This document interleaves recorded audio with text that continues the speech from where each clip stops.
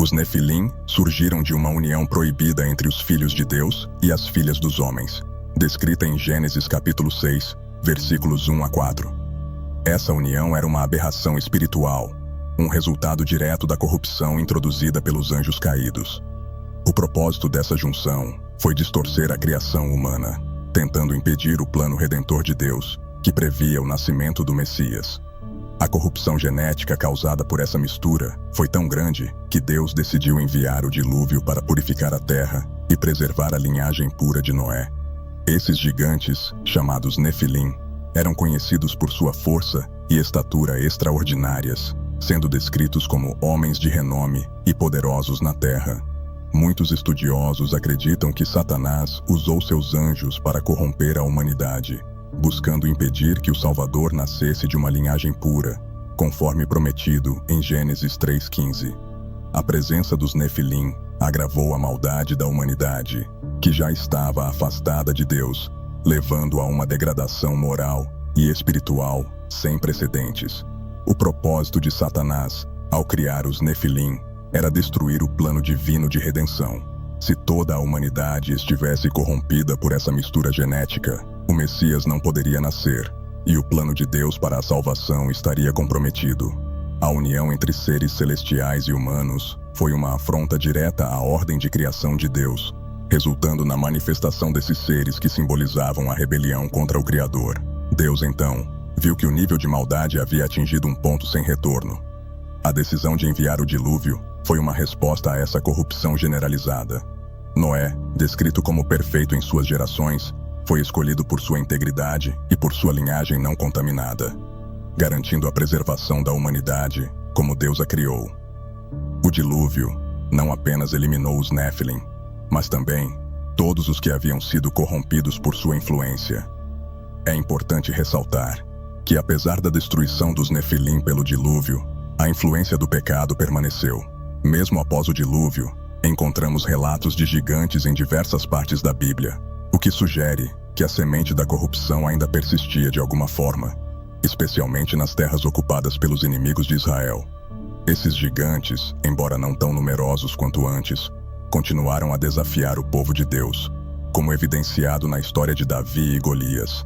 A história dos Nefilim nos lembra da batalha constante entre o bem e o mal, entre a ordem de Deus e as tentativas de Satanás de destruir seu plano. Embora esses gigantes tenham sido destruídos fisicamente, o espírito de rebelião que eles representavam continua a operar no mundo espiritual. Isso serve como um alerta para nós hoje, de que devemos estar sempre vigilantes, protegendo-nos das influências malignas que procuram corromper a nossa fé. Lúcifer, descrito nas Escrituras como um anjo radiante, era uma das criações mais exaltadas de Deus. Isaías, capítulo 14, e Ezequiel, capítulo 28, oferecem descrições detalhadas de sua beleza, sabedoria e posição elevada. Ele era o querubim ungido, um anjo que possuía grande autoridade e estava próximo do trono de Deus. No entanto, sua posição de prestígio levou ao orgulho, e esse orgulho deu início à sua queda. O desejo de ser igual a Deus tornou-se sua ruína. O pecado original de Lúcifer foi o orgulho, como descrito em Isaías 14, 13 e 14, onde ele declarou 5 vezes: "Eu subirei". Ele desejava estar no mesmo nível de Deus, exaltando-se acima de sua posição designada. Essa ambição desmedida foi a causa de sua expulsão do céu, pois não há lugar para a rebelião na presença de Deus. Lúcifer, que significa portador da luz, tornou-se Satanás, o adversário, após essa queda. A queda de Lúcifer não foi um evento isolado. Ele conseguiu convencer 1/3 dos anjos a se juntarem à sua rebelião. Esses anjos caídos, que agora são conhecidos como demônios, foram expulsos com ele, e juntos formaram um reino de trevas em oposição ao reino de Deus. A guerra espiritual iniciada por essa rebelião continua até hoje, com Satanás e seus demônios buscando corromper a criação de Deus e afastar a humanidade da redenção. Ezequiel 28, 15 e 17 nos fala da corrupção de Lúcifer por meio de sua sabedoria e beleza. Ele se tornou arrogante e usou suas bênçãos como instrumentos de sua própria destruição. O orgulho, que levou à sua queda, continua sendo uma das ferramentas mais poderosas que Satanás usa para derrubar os seres humanos. O mesmo pecado que destruiu Lúcifer é o que ele tenta incutir na humanidade até hoje, buscando afastar-nos de Deus. A expulsão de Lúcifer do céu foi um ato de justiça divina. Ele e seus seguidores foram lançados na terra, onde continuaram sua rebelião. Mas enquanto Satanás trabalha para destruir o plano de Deus, as Escrituras nos asseguram que seu fim já está determinado.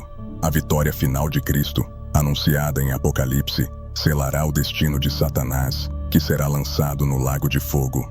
A história de Lúcifer nos ensina sobre os perigos do orgulho e da ambição desmedida.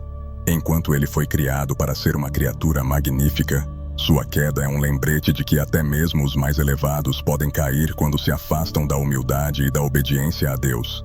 Satanás, agora um inimigo declarado de Deus e dos homens, continua sua luta, mas sua derrota final já foi assegurada pela cruz de Cristo. No Jardim do Éden, a serpente era mais astuta do que qualquer outro animal criado por Deus. Porém, essa serpente não era um ser comum. Ela foi usada por Satanás como instrumento de sua estratégia de engano contra a humanidade. Gênesis capítulo 3 nos revela como a serpente, simbolizando Satanás, enganou Eva, distorcendo a palavra de Deus e levando-a a questionar suas intenções. A serpente começou sua abordagem com uma pergunta aparentemente inocente. É verdade que Deus disse? Gênesis 3:1. Com essa tática, Satanás semeou dúvida no coração de Eva, levando-a a desobedecer ao único mandamento que Deus havia dado a ela e a Adão. Esse evento marcou o início da queda da humanidade, e o pecado entrou no mundo.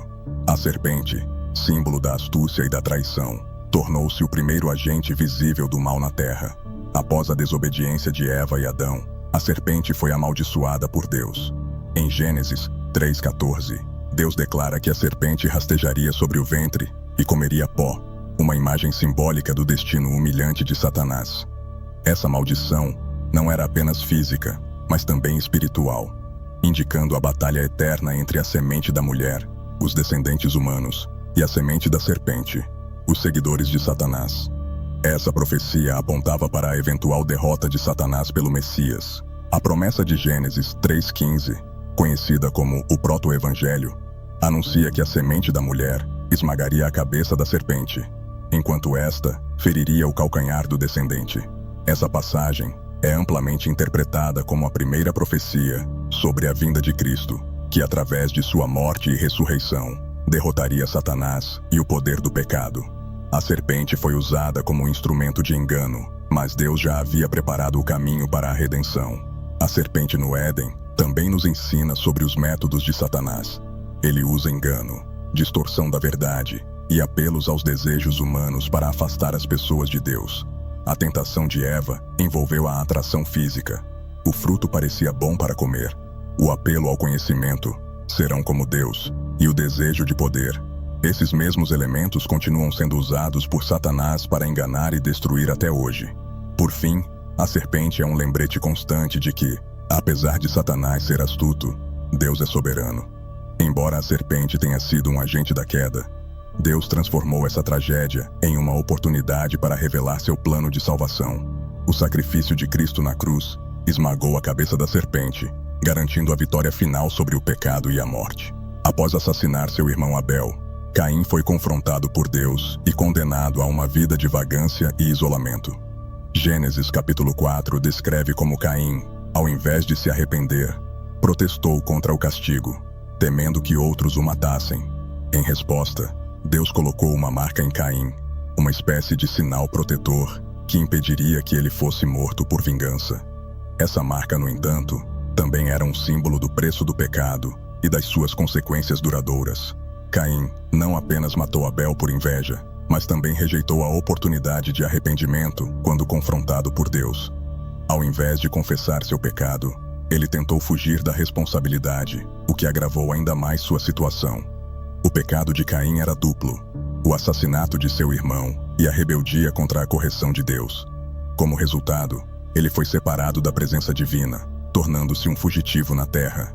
A marca de Caim é amplamente debatida, com muitas interpretações ao longo da história. Alguns veem a marca como um castigo visível, um lembrete da rebelião de Caim. Outros interpretam a marca como uma forma de misericórdia divina, garantindo que ele não fosse morto em retaliação. De qualquer forma, ela simbolizava tanto a justiça de Deus, quanto sua disposição de proteger, mesmo aqueles que haviam se desviado gravemente. A vida de Caim após a marca é um exemplo do isolamento que o pecado provoca. Ele foi forçado a viver longe de sua família e da presença de Deus, construindo uma cidade para si e seus descendentes. Caim se tornou o primeiro exemplo de um homem que, em vez de se voltar para Deus em arrependimento, escolheu se afastar ainda mais. Seus descendentes seguiram um caminho de rebeldia, e sua linha acabou por ser destruída. O relato de Caim também destaca o impacto intergeracional do pecado. Sua escolha afetou não apenas a si mesmo, mas também seus descendentes. O legado de Caim foi um de violência e desobediência a Deus, contrastando fortemente com o de seu irmão Abel, que foi considerado justo. A história de Caim é um aviso sobre as consequências de permitir que o pecado permaneça sem arrependimento. Por fim, a marca de Caim nos lembra que, embora o pecado tenha consequências graves, Deus ainda oferece proteção e misericórdia. Caim, apesar de seu pecado, não foi abandonado completamente por Deus. Isso aponta para a natureza de Deus, que é tanto justa quanto misericordiosa. A marca era um lembrete de que, mesmo no pecado, ainda há uma oportunidade para a graça, se nos voltarmos para Ele. Em Apocalipse capítulo 9, vemos o surgimento de criaturas estranhas e terríveis do abismo, uma região espiritual reservada para espíritos rebeldes. Esses seres são descritos como gafanhotos, mas com características grotescas, sugerindo que são muito mais que simples animais.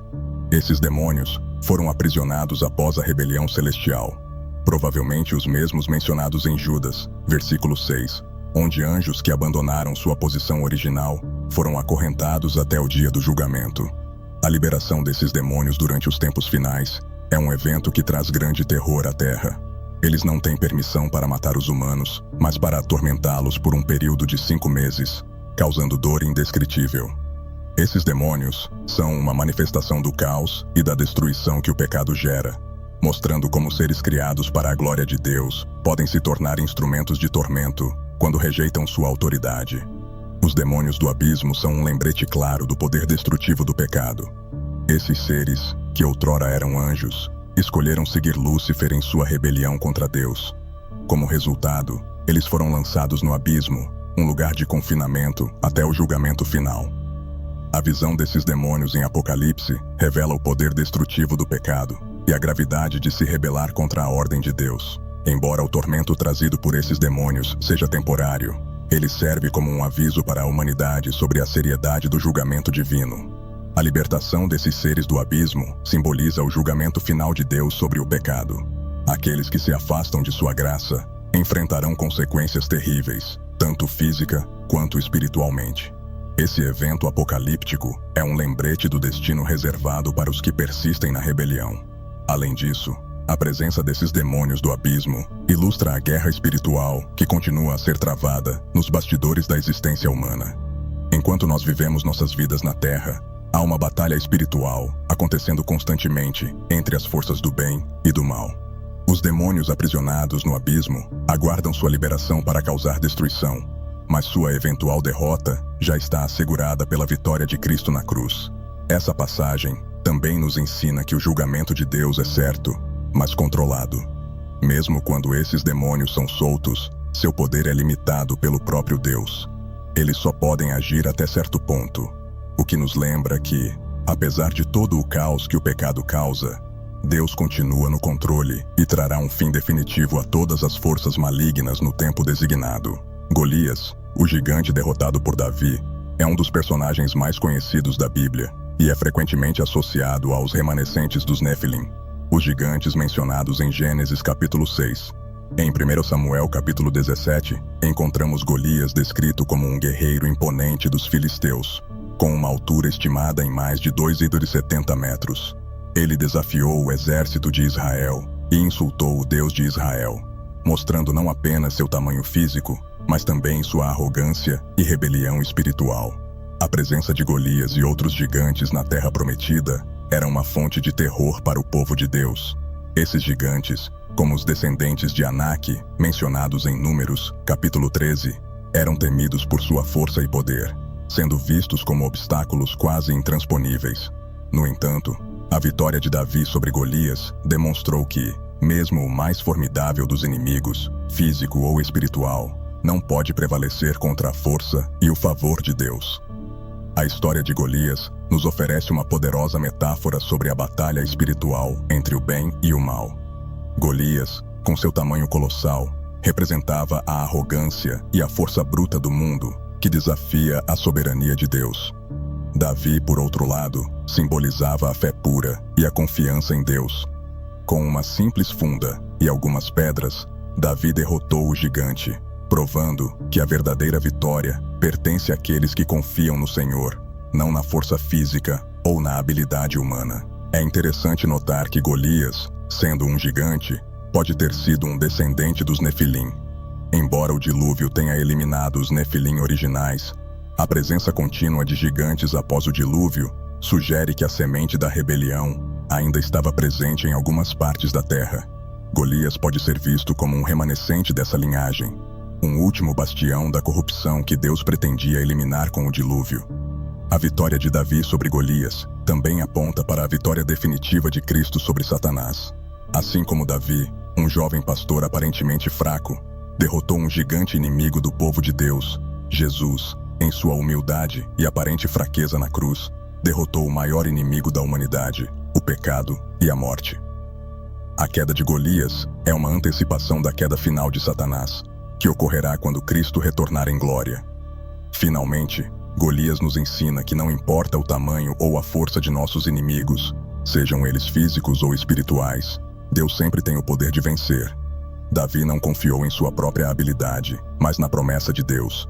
Isso nos encoraja a enfrentar nossos próprios gigantes, lembrando que a verdadeira vitória vem da fé em Deus e em seu poder, não em nossa própria força. Leviatã é descrito em várias passagens da Bíblia, sendo mais detalhado no livro de Jó, capítulo 41. Este ser misterioso é representado como uma criatura marinha colossal, invencível e aterrorizante. Muitos estudiosos interpretam Leviatã como um símbolo do caos, uma força primitiva que se opõe à ordem e à criação de Deus. A figura de Leviatã também é associada ao poder de Satanás e ao mal, que ameaça destruir o plano de Deus. No livro de Jó, Leviatã é descrito como uma criatura que não pode ser domada pelos homens, simbolizando o poder de forças espirituais e físicas que estão além do controle humano. Suas escamas, descritas como impenetráveis, e seu poder de causar destruição apontam para a resistência implacável do mal. No entanto, Deus deixa claro que, embora Leviatã seja temido pelos homens, ele está completamente sob o controle divino. Leviatã não é apenas uma representação de poder físico, mas também de forças espirituais malignas. Isaías capítulo 27, versículo 1, refere-se a Leviatã como uma serpente fugidia e torcedora, sugerindo sua associação com Satanás. Esta imagem reflete a batalha contínua entre Deus e as forças do mal, e a eventual destruição de Leviatã simboliza a vitória final de Deus sobre todo o mal no fim dos tempos. A visão de Leviatã em Jó também serve para lembrar a humanidade de sua pequenez diante da majestade e poder de Deus. Jó, em sua angústia, questiona a justiça de Deus, mas ao descrever Leviatã, Deus lhe mostra que há mistérios e forças no universo que estão além da compreensão humana. Leviatã, como um símbolo de caos e destruição, está sujeito ao controle absoluto de Deus, que mantém a ordem e o equilíbrio no universo. Leviatã também aparece no contexto dos inimigos de Israel, sendo associado com as nações que se opõem ao povo de Deus. Em Salmos capítulo 74, versículos 13 e 14, Deus é descrito como aquele que esmagou as cabeças de Leviatã e deu-o por comida ao povo no deserto, uma imagem que simboliza a vitória de Deus sobre os poderes do mal e a libertação do seu povo. Portanto, Leviatã não é apenas uma criatura temível das profundezas, mas um símbolo das forças do caos e do mal que desafiam a soberania de Deus. No entanto, a Bíblia deixa claro que, independentemente da força dessas forças, elas estão sujeitas ao poder supremo de Deus, e sua derrota final está assegurada na consumação dos tempos. Behemoth é outra criatura descrita no livro de Jó, capítulo 40, como um ser imenso e poderoso, habitante das margens dos rios. Embora muitos estudiosos identifiquem Behemoth com um animal real, como um hipopótamo ou elefante, a descrição bíblica enfatiza sua imensa força e a majestade que Deus lhe concedeu. Behemoth é visto como um símbolo do orgulho da criação, uma criatura que, apesar de sua grandiosidade, é totalmente subjugada ao poder de Deus. Behemoth, assim como Leviatã, representa as forças da criação que estão além da compreensão e controle humanos. Sua força colossal e sua tranquilidade em face das tempestades mostram como ele foi dotado de poder e resistência por Deus. No entanto, Behemoth, por mais forte que seja, está sob o controle soberano de Deus, que o criou e lhe deu seu lugar no mundo. A descrição de Behemoth serve para lembrar Jó e a humanidade de que, embora o homem se veja como o ápice da criação, há criaturas e forças que demonstram a majestade de Deus de formas que o homem não pode igualar.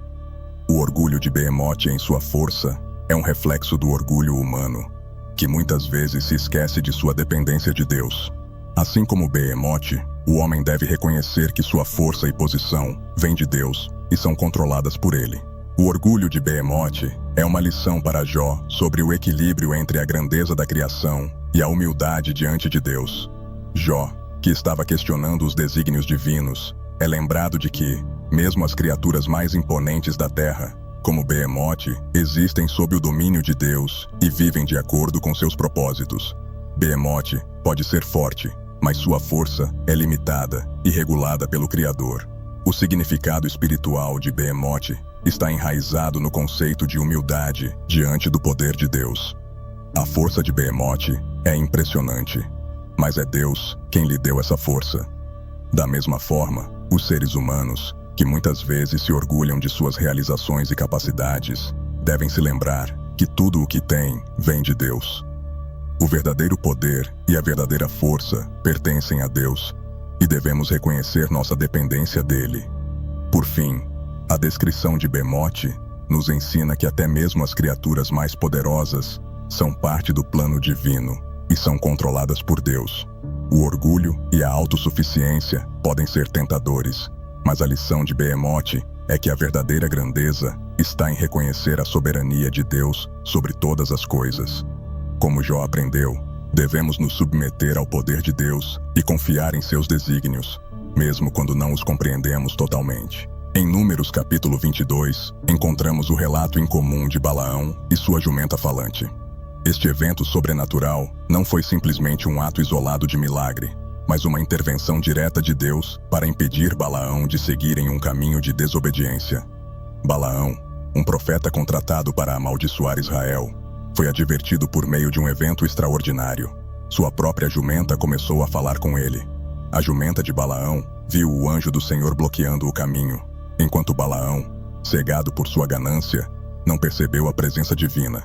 3 vezes a jumenta desviou-se do caminho, e em todas as vezes, Balaão a espancou, até que finalmente o animal falou, perguntando por que estava sendo maltratada.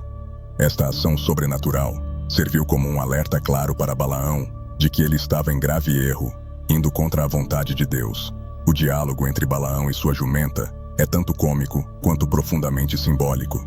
A incapacidade de Balaão de ver o anjo, enquanto seu animal o faz, destaca a cegueira espiritual que pode resultar do desejo de ganho material. Balaão, que deveria ser um profeta de Deus, foi confrontado por seu próprio animal, um lembrete de que Deus pode usar até mesmo as criaturas mais humildes para realizar seus propósitos e advertir aqueles que estão no caminho errado.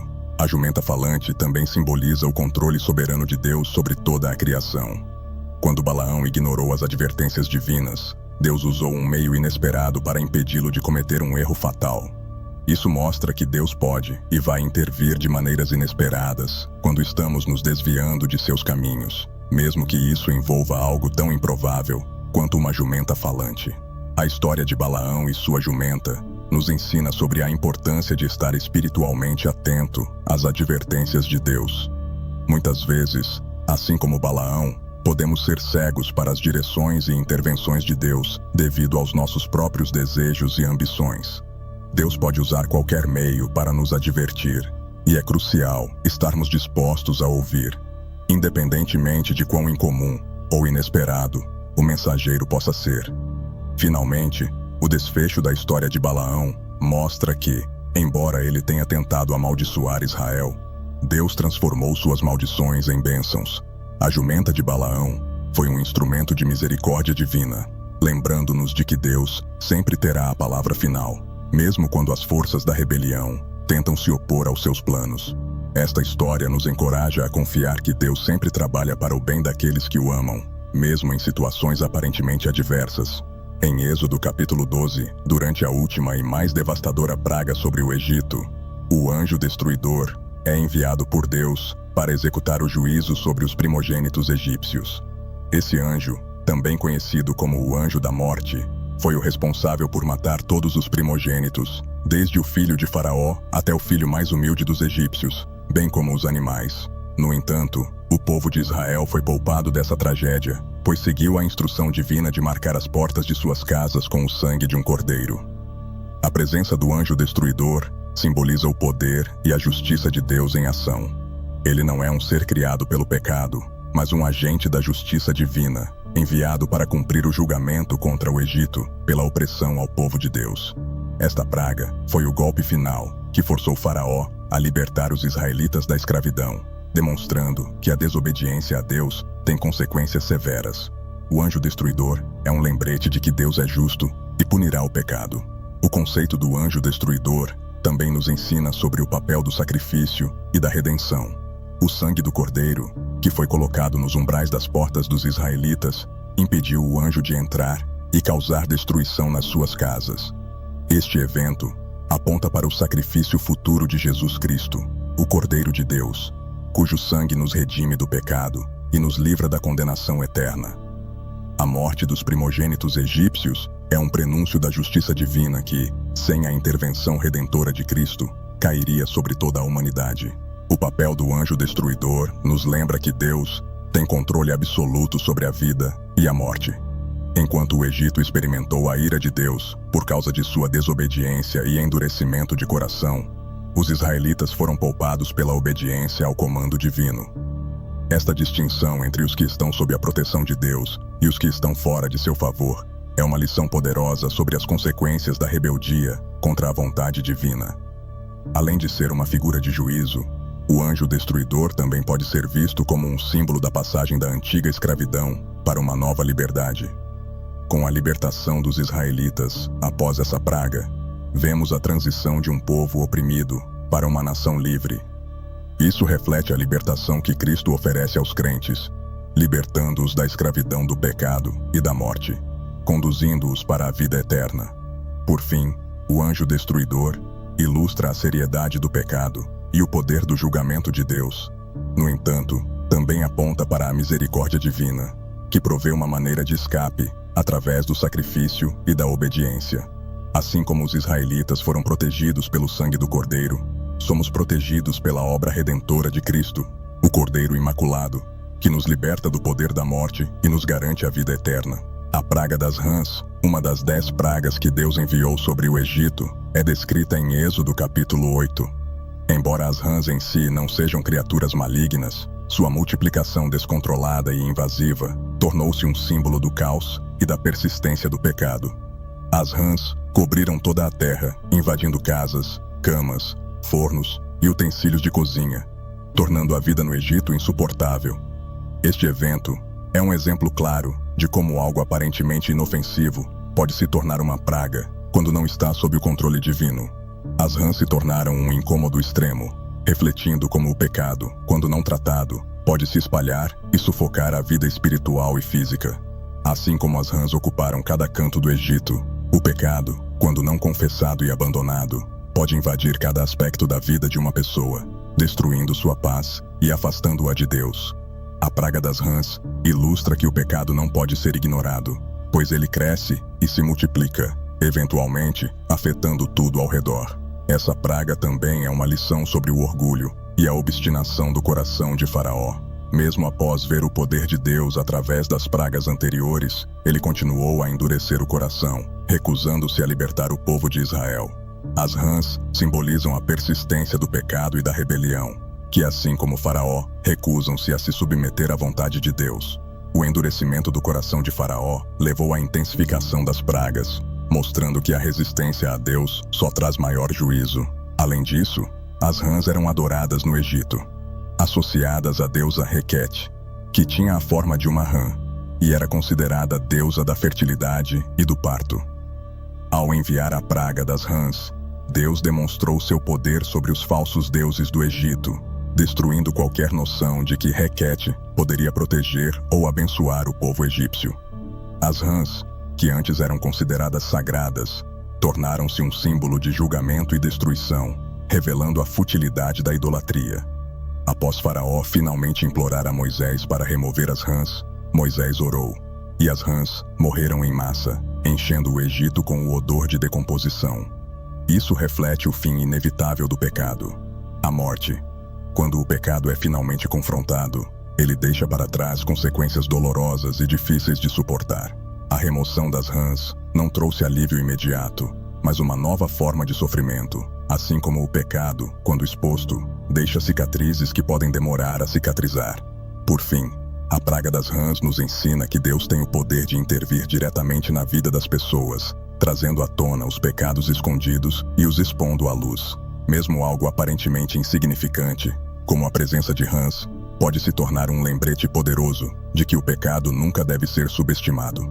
Deus usou essa praga para mostrar que Ele está no controle, que pode julgar de maneiras inesperadas, e que a libertação vem quando o coração se submete à sua autoridade. A história de Legião, uma legião de demônios que possuíam um homem, é encontrada em Marcos capítulo 5. Esse homem estava tão dominado por forças malignas que vivia entre os túmulos, gritando e se cortando com pedras, sem qualquer controle sobre sua própria mente ou corpo.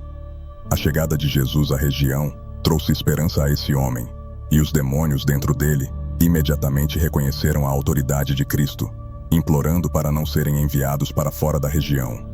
Os demônios que possuíam esse homem se identificaram como legião, uma palavra que designa uma grande força militar, normalmente composta de cerca de 6.000 soldados romanos. Isso sugere que ele estava possuído por uma quantidade massiva de demônios, o que reforça a gravidade da situação. O fato de esses demônios terem se apoderado de um ser humano reflete o desejo de Satanás de destruir a imagem de Deus na humanidade, reduzindo as pessoas ao desespero e ao caos. Quando Jesus ordenou que os demônios saíssem do homem, eles pediram permissão para entrar em um rebanho de porcos próximo. Jesus permitiu, e os demônios entraram nos porcos, que imediatamente correram para um penhasco e se afogaram no mar. Esta ação dramática mostrou o destino inevitável do mal: destruição. Os porcos, que eram considerados impuros pelos judeus, tornaram-se o meio pelo qual os demônios foram expulsos, ilustrando a purificação que Cristo traz àqueles que estão sob o domínio das trevas. A história de Legião também nos ensina sobre a autoridade absoluta de Jesus sobre os poderes demoníacos. Os demônios sabiam que estavam diante do Filho de Deus e não tinham escolha a não ser obedecer à sua ordem. Isso nos lembra que, por mais poderosas que sejam as forças do mal, elas estão subordinadas ao poder de Cristo. Jesus é o Senhor sobre todas as coisas, tanto no mundo físico quanto no espiritual, e nenhum poder das trevas pode resistir à sua autoridade. Após a libertação do homem, ele foi encontrado sentado, vestido e em seu juízo perfeito, um contraste impressionante com seu estado anterior. Isso simboliza a restauração completa que Cristo oferece àqueles que são libertos do poder do mal.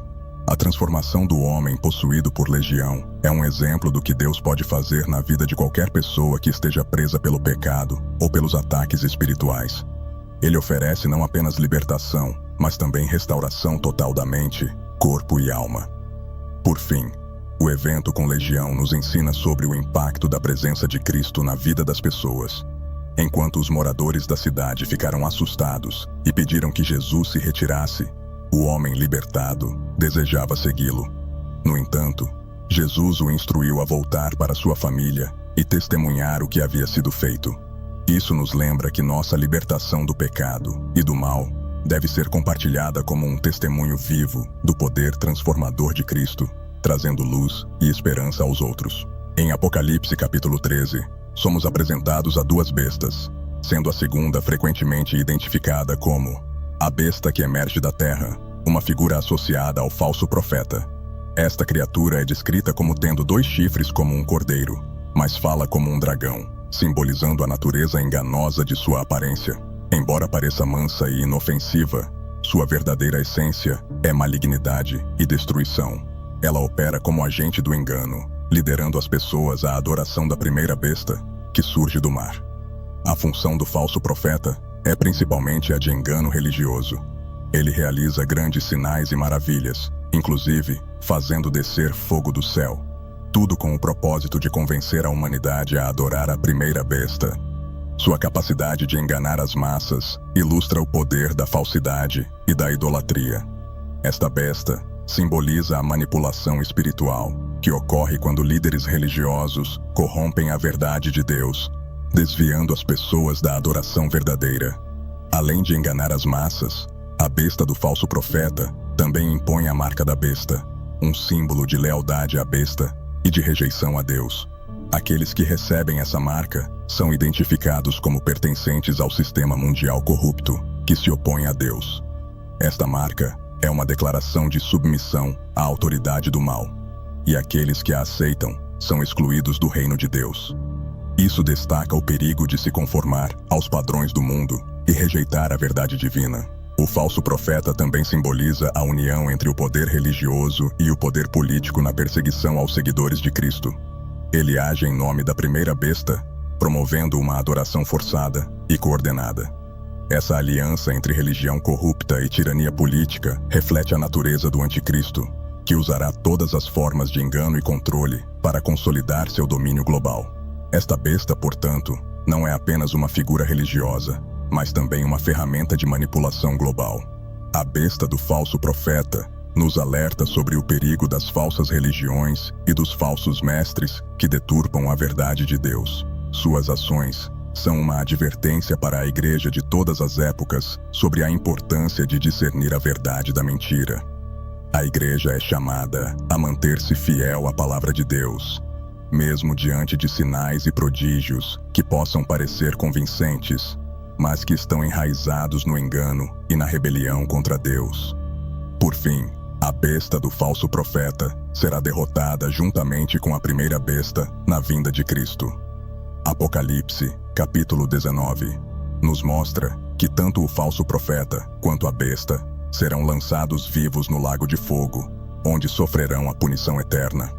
Essa destruição final nos lembra que, embora o mal possa parecer triunfar temporariamente, a vitória final pertence a Cristo. Todos os que seguiram a besta enfrentarão o julgamento, enquanto aqueles que permanecerem fiéis a Cristo receberão a vida eterna.